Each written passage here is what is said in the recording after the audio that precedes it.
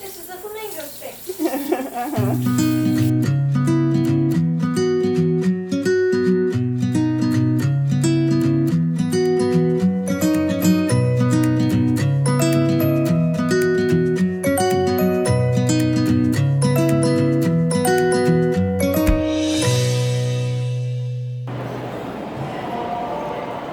We planned to catch the KTX down to Yeosu on Sunday evening.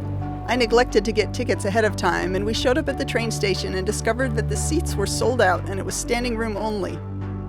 I had a brief moment of panic, but we decided to go ahead and get the standing room tickets, and it all worked out just fine. It was so much nicer than standing on the bus or the subway. They have these curved counters that you can lean against, and of course the ride is nice and smooth. The only thing that was a little awkward was the placement of the windows. You have to either bend down or stand on tiptoe, but it wasn't too bad. We enjoyed watching the scenery, and Kate amused herself making little creatures with her kneaded eraser.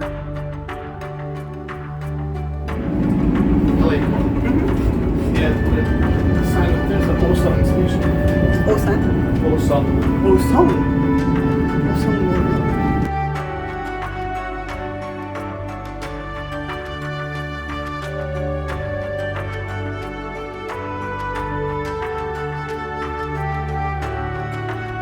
Yeosu is way down on the south coast, and in the old days it would have taken 5 or 6 hours to get there. The KTX reaches speeds up to 305 kilometers per hour and makes the trip in about 3 hours.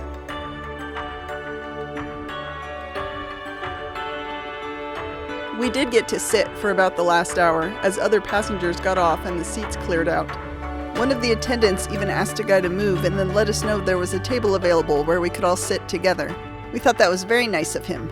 When we reached Ungcheon station, our Airbnb host came and picked us up. We spent 2 nights in this house near Ungcheon beach. The owners live on the bottom floor and they rent out the top floor, which has 2 bedrooms, a bathroom, and a kitchenette.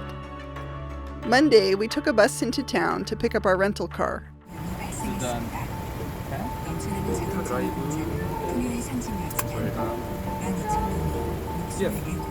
We got some lunch, hung out at the house for a while, and then went out to pick up some things before heading to Hwanghaeram Hermitage.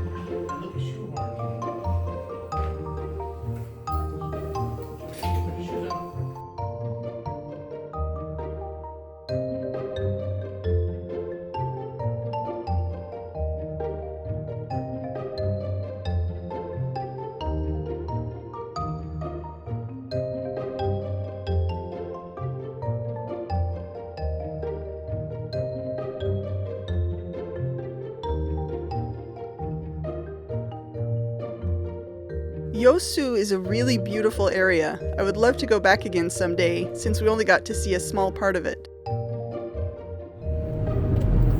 잠시 후 인포 향이랑 방면으로 좌회전합니다.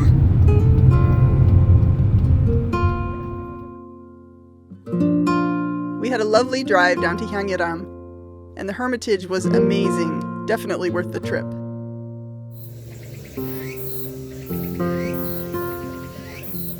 It's about 7:30 in the morning, and it rained really hard at about 5-ish. I don't think the kids heard it at all. They just slept through it, but it's kind of, you can see it's cloudy. It's kind of cool. Yesterday was really sunny and really hot, so maybe this will be better unless we get completely rained out. This is just right on the edge of this little park area. There's a path that goes up the hill, and then up there there's these 4 signal fire pots that I've seen pictures of. I don't think we'll be able to get up there. We probably won't have enough time. But there's an island out here on the beach that you can walk to, so we want to try to do that. It's been a little hard to get the kids up and moving early, and we went out and climbed a lot of stairs last night, and our legs are tired. But Kate is up, and she's hopefully getting dressed while I'm out here doing this. And oh, there's a magpie. We've seen a couple magpies out here. Kate likes them a lot. She said, it's like a crow in a tuxedo with like really long tails. I don't even know if she knows that those things on tuxedos actually are called tails, so that works well. This is the reason why I wanted to stay near Ungcheon. The little island is called Jangdo, and you can walk out to it on this raised pathway. Okay, so we're down here, going to the beach, gonna walk to this island. I wanted to show this. This is a camping area, and they have these little platforms you can put your tents on so you're not on the ground. Isn't that a great idea? Okay, I'm just gonna follow everybody, but I think I'm gonna keep the camera facing this way for a bit. There we go. Yeah. Doug's never seen a Korean campground. There's probably people in those tents though, so we don't want to disturb them. Doug's checking it out. I can't see you, Doug. There's Doug. He's trying to get away from me. Okay, there's the beach where we're going. There's the kids.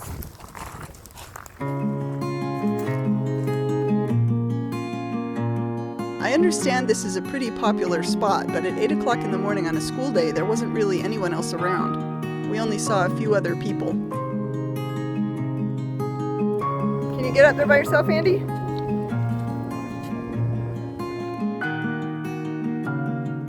At high tide, the walkway is just underwater. I hear you can still walk it then. I guess you have to be careful not to step off the edge.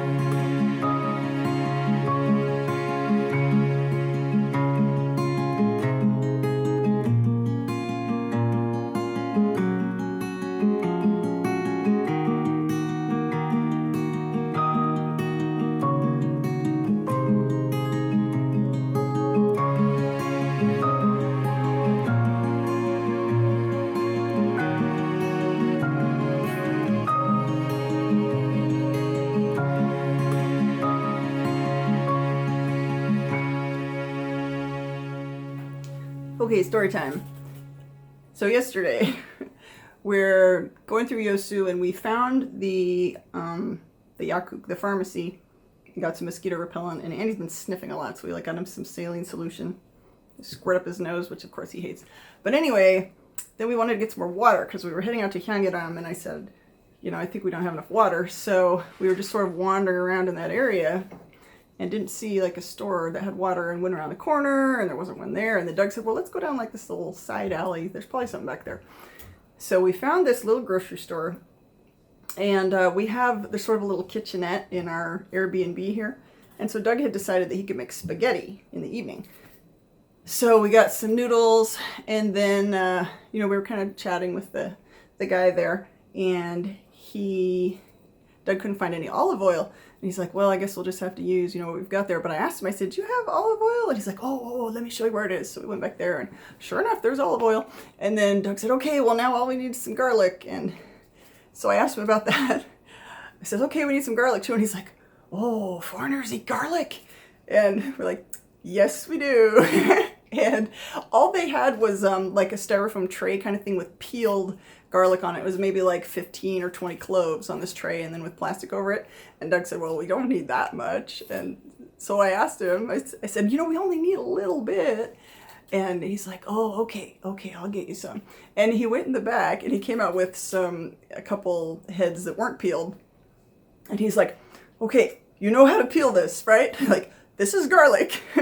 And I said, oh yes, we buy it a lot at home. And he says, oh, really? So that was fun. And then, we were just enjoying just chatting with him while he's ringing everything up. And I said, hey, can I take your picture? And he's like, oh no. He says, I'm ugly from here up. But then he said, but your kids can pick out an ice cream each. And I thought that was just so sweet. And he's like, just the kids now, not the adults. The adults don't get ice cream. So, and he got the watermelon ice cream on a stick, which he had one at Cammie's house, and ate it inside the house where it was a little bit cooler. So that was good. And this time we were out in this park, and it was hot, and he's sitting there trying to eat this thing, and it's just dripping all over him because it's melting so fast, So we had to use some of our water to mop him up a little bit, which we did. But People have just been so nice. And when we were at Hyangeram, we ran into this guy from Jeju-do, and he gave us an apple and a little bag of Concord grapes. And, you know, just little things like that. Just talking to people. It's so fun. And these grapes are so good. The skins are a little tough, and they have seeds in them, so you have to kind of eat them a different way, but boy, they are tasty. Did you like the one I gave you earlier? Yeah. She said, it tastes like the kind of grape you would make grape juice from. And I think Andy just went downstairs, so I have to go get him. It's windy, huh? Stick your head in. Say hi. Hi. I'm going to show them the water. Sometimes I bounce off the Thanks for watching.